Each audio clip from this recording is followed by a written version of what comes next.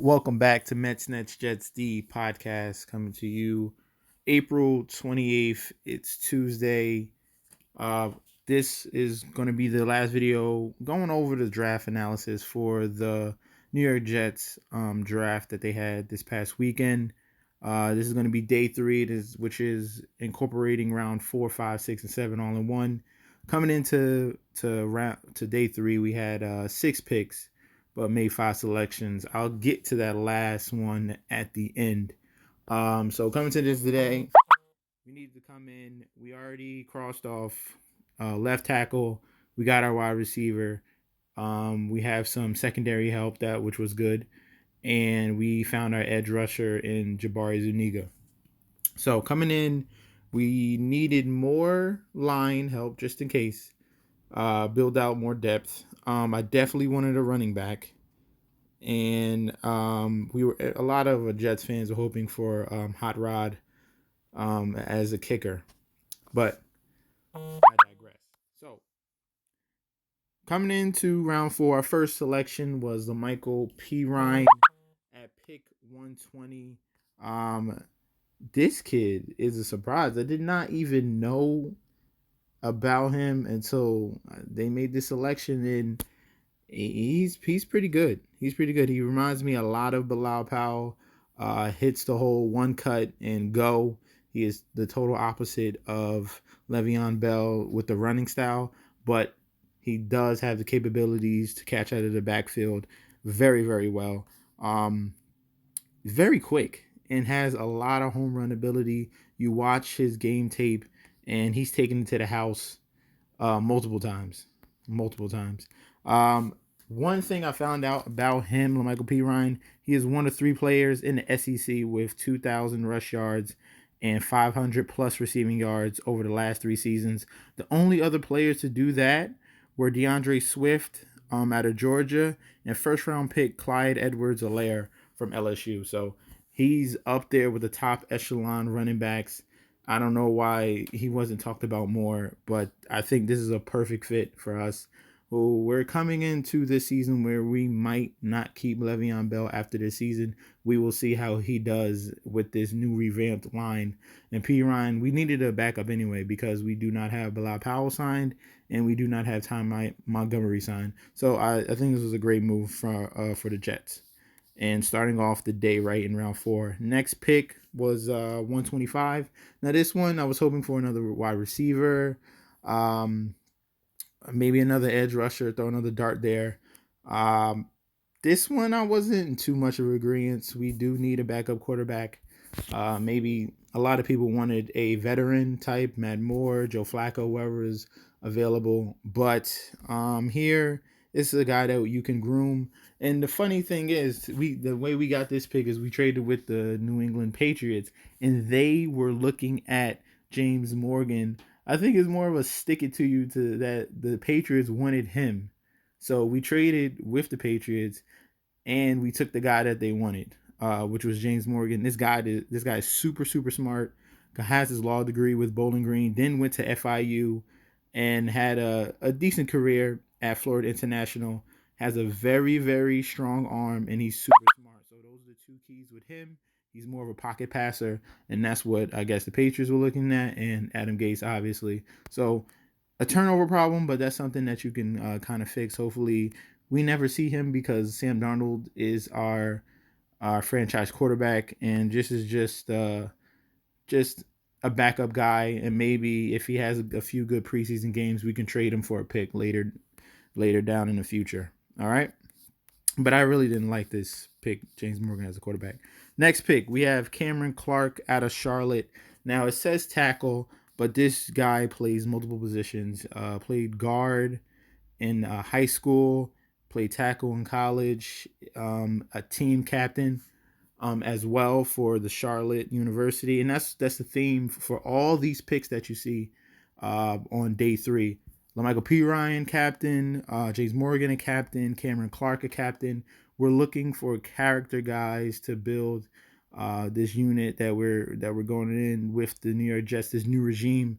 And Joe Douglas is looking for high character guys. And hey, I like that. You're gonna build your philosophy. You're gonna instill that into these young kids, and it's gonna benefit us for the future because there's no more Dejan Idzik, McCagnon, no more, no more. This is a new page for the New York Jets, and I see bright things ahead. Cameron Clark, best friends with Mekhi Becton, which is also great. So this is more of a backup guy, support guy, but he is going to be focusing on that guard position. He's going to be switching over when he gets to camp. So I like his versatility. Good pick from the New York Jets. Now this one, Bryce Hall, he slid. He slid like Denzel Mibbs did. But this guy, Bryce Hall, some injury problems, but he was supposed to go in late second round, third round. Bryce Hall, this corner, led the college football in pass defections in 2018. This kid has a lot of potential. He's big and he has some speed. Bryce Hall, great selection. This was a steal in round 5 at pick number 158. We were supposed to get him when we got freaking Morgan, but yeah, Bryce Hall, great selection. I love that pick. Now, this one. We didn't get Hot Rod. All right, understandable. But we got Braden Mann. This was the number one punter in all of college football. This kid has a crazy leg. The only problem with him is he out kicks his coverage. That's the only problem. He kicks it too far. More than 50% of his kicks go past 50 yards. This kid is ridiculous, and he's an expert at coffin kicks.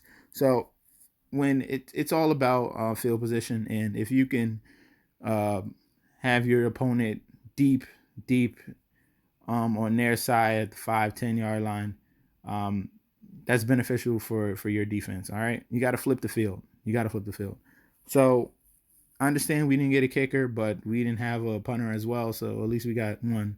And we're going to have a kicking competition. All right, so we still got Sam Ficken, and then we're going to bring in a couple other guys for the kicker position. But I got to respect the Braden Mann selection.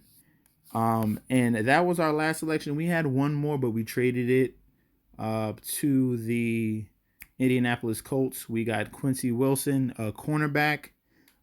He had a very good rookie season, the first 2 seasons, but his benefit for him, the thing that was good for him was man coverage. But this last season, they switched. They had a new scheme, which was more zone based, and he struggled. So I see the potential in getting Wilson because that's what Greg Williams runs, is more man press coverage. So I think it'll benefit us that he comes over here with us. He was a second round pick, so he has a ton of potential. All right. So those are all our picks, okay, from day 3. And in total, I'm going to give a grade just because of the fact that we have so many bad drafts in a whole. To see someone that actually knew what he was doing, to see someone that took risks and knew what the opponent was going to draft and still got the guy that we wanted and get capital, I got to give Joe Douglas an A. I have to. It's just, I understand the Joe Morgan pick, the James Morgan pick at quarterback wasn't that great. Ashton Davis came out of nowhere, but he's a dude that fits Greg Williams' scheme and his insurance because we're going to have a safety problem at the end of the season. I just like that he did his homework. And to say that is a shock because all our past drafts have been pretty much crap. Unless it's been, oh yeah, okay, Jamal Adams in the first round, that's obvious. Joe Douglas, you could see the experience. This was his 21st draft that he did, but his first one on his own. So I really appreciate the time and effort he did in making this draft. I'm going to be very, very excited for the New York Jets this year. This is definitely a contract season, a huge hot seat season for Adam Gase, because if he fails, he's gone. So he has to. It's mandatory that he gets minimum above 500 record, which is most likely going to put you in the playoffs. Okay, because they expanded the playoffs, and we should be if everything goes right, I see us 9-7. Okay, but we'll see. I'll probably do another video breaking down our schedule. But for how it is right now, Joe Douglas did his job. It's now in the hands of Adam Gase to put this roster together, get this continuity with this line, which is very, very important. Because this is his year. No more excuses, man. No more excuses. So thank you guys for listening. I gave the Jets a grade of an A. Don't forget to like, comment, and subscribe to my channel, MessNetSD. Follow me on Instagram and Twitter at that same title. Don't forget to go to rundfs.com. Like I said before, sports will be back very, very soon. And you need to get connected with guys that know what they're talking about. Go to rundfs.com. I will probably come out with another video. I don't know when, but I'll figure it out. But thank you guys for listening, and peace out.